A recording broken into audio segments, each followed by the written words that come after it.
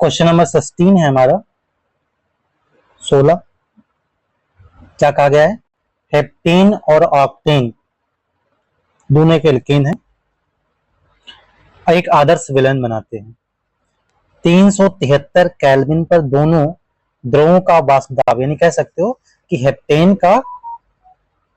Heptane का और octane का शुद्ध अवस्था में जो वाष्प दाब है क्रमशः दिया गया है 105.2 किलो पास्कल और 46.8 किलो पास्कल। इस शुद्ध अवस्था में हेप्टेन और ऑक्टेन का वाष्प दाब है। अब इन्होंने कहा अगर 26 ग्राम हेप्टेन और 35 ग्राम ऑक्टेन को आपस में मिलाया जाए, मिश्रण बनाया जाए, तो जो वाष्प दाब प्राप्त होगा क्या प्राप्त होगा, ये आपको क्वेश्चन करना है। तो जरा क्वेश्चन को नोट करते हैं पहले। क्वेश्चन नंबर क्या है? क्वेश्चन 16 है, पहले चैप्टर का क्वेश्चन नंबर 16।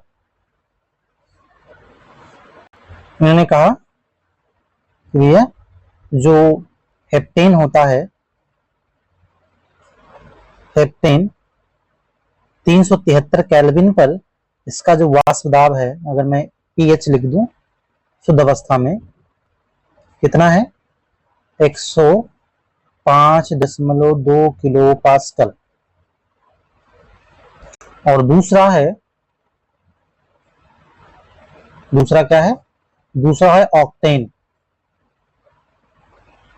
इसका शुद्ध अवस्था में जो वाष्प दाब है,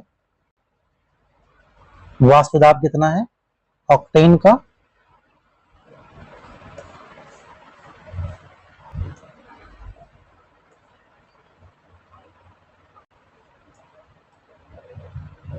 वो है पी ऑक्टेन।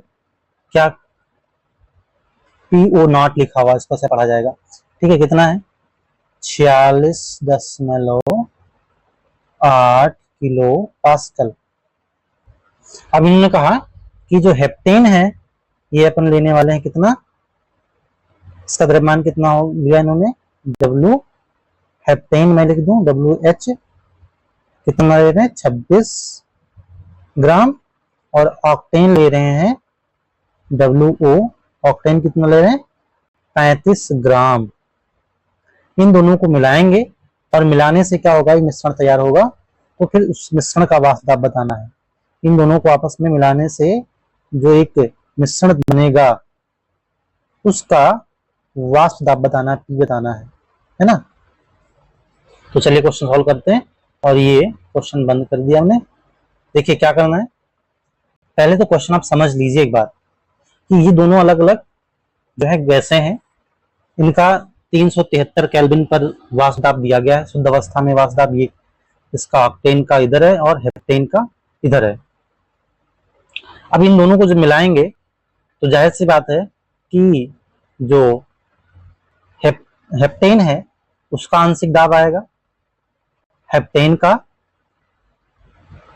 जो है आंशिक दाब आएगा, और कुछ ना कुछ आंशिक दाब किसका होगा, ऑक्टेन का।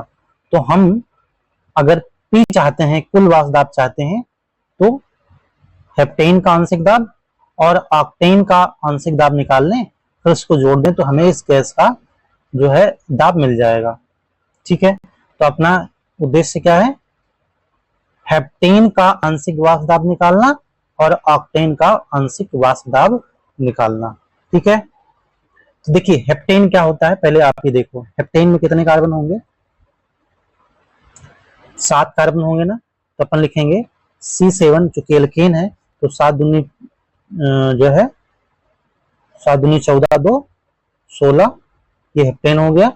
और ऑक्टेन अगर लिखा जाए, ऑक्टेन मतलब 8 कार्बन, तो C8, 8 दूनी 16, 2 18, H18, ये ऑक्टेन का फॉर्मूला हो गया।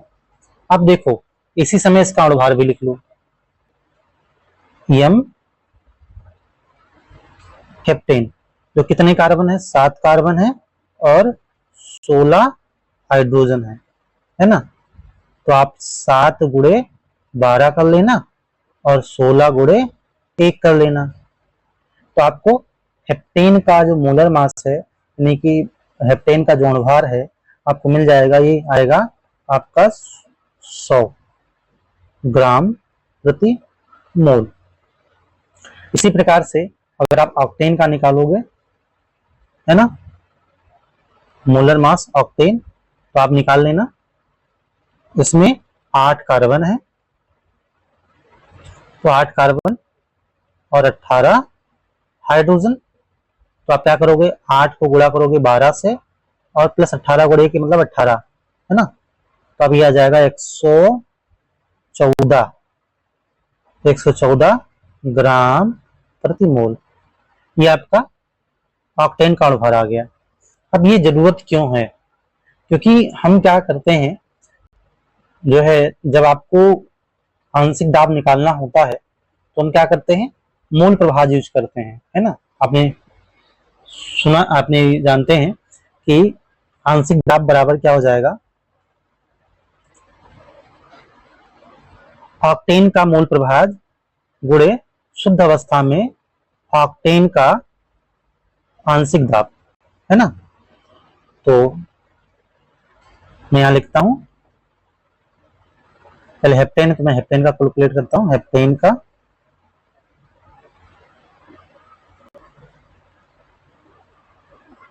पीएच निकालने जा रहा हूं मैं। हेप्टेन का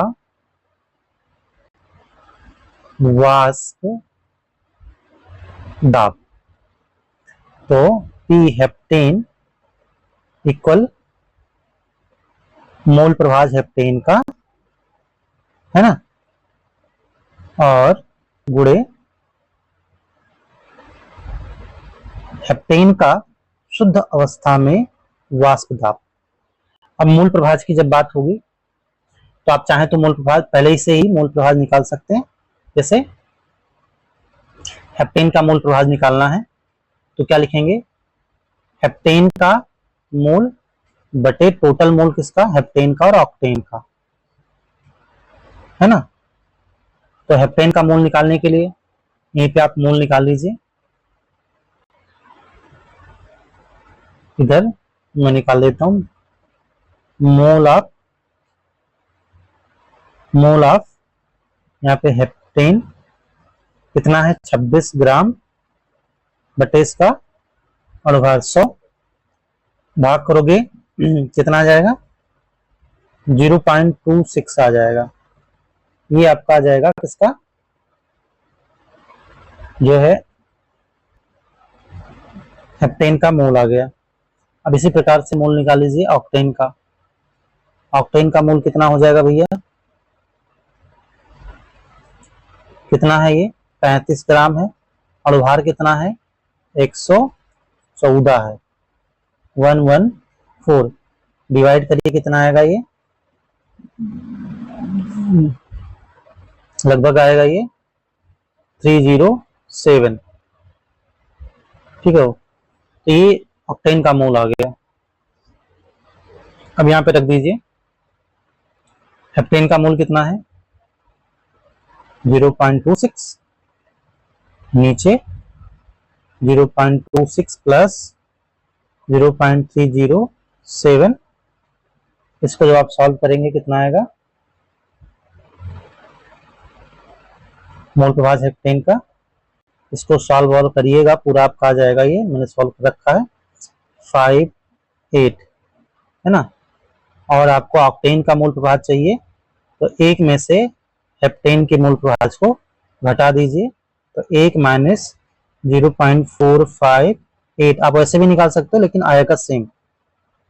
तो ऑक्टेन का मोल कितना आ जाएगा, मोल प्रभाज कितना आ जाएगा बताइए, 0.542।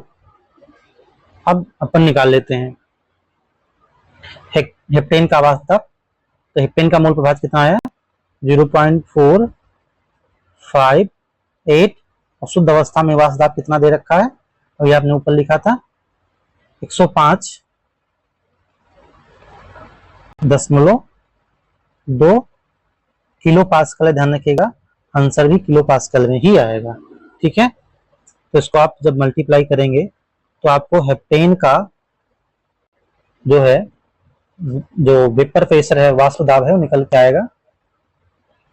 कैलकुलेट करिएगा इसको तो लगभग आएगा ये 48.18 गुणा करना है, गुणा करिएगा किलो पास्कल।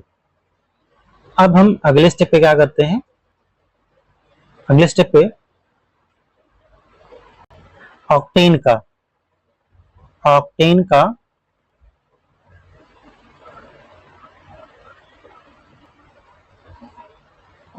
का वाष्प दाब निकालते हैं। क्यों? क्योंकि दोनों का निकालने के बाद जोड़ेंगे तभी तो हमें कुल गैस का वो जो है हमें मिश्रण का वाष्प दाब मिलेगा। तो पी ऑक्टेन बराबर क्या होगा, ऑक्टेन का मूल प्रभाज गुणे में ऑक्टेन का शुद्ध अवस्था में वाष्प दाब। तो ऑक्टेन का मूल प्रभाज कितना है, 0.542 और ऑक्टेन का शुद्ध अवस्था में वाष्प दाब कितना था, 46.8 किलो पास्कल। 46.8 kilo pascal. अब इसको आप मल्टीप्लाई करिए, कितना आने वाला है ये अप्रॉक्स आएगा 25.36 किलो पास्कल। ये ऑक्टेन आ गया, ऑक्टेन का वाष्प दाब। अब आपको निकालना है पी टोटल, है ना, मिश्रण का